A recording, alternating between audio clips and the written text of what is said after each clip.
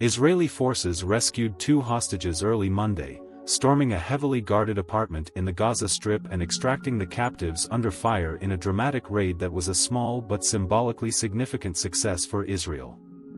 Heavy airstrikes that provided cover for the operation killed at least 67 Palestinians, according to health officials in the beleaguered territory. The plight of the hostages has profoundly shaken Israelis, and the rescue in densely populated Rafah briefly lifted the spirits of a nation still reeling from Hamas' cross-border raid last year that started the war.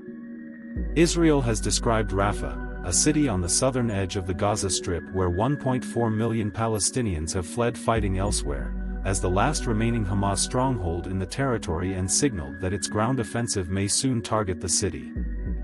In Gaza, the operation unleashed another tragedy in a war that has killed 28,340 Palestinians in the territory, displaced over 80% of the population and set off a massive humanitarian crisis.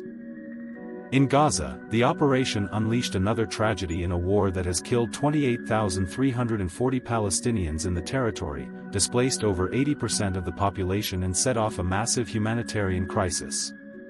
More than 12,300 Palestinian minors, children and young teens, have been killed in the conflict, the health ministry in Hamas-run Gaza said Monday.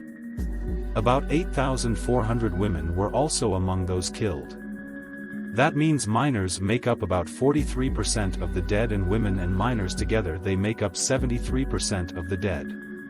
The ministry, which does not distinguish between combatants and civilians, provided the breakdown at the request of the Associated Press. Israel claims to have killed about 10,000 Hamas fighters.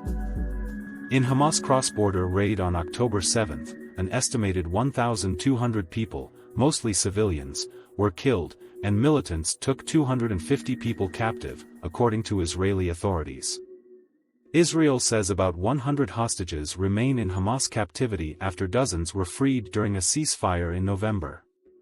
Hamas also holds the remains of roughly 30 others who were either killed on October 7 or died in captivity.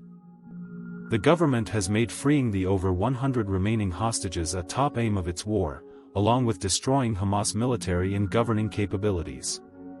But as the fighting drags on, now in its 5th month, their freedom remains elusive and rifts have emerged in Israel over the best approach to end their ordeal.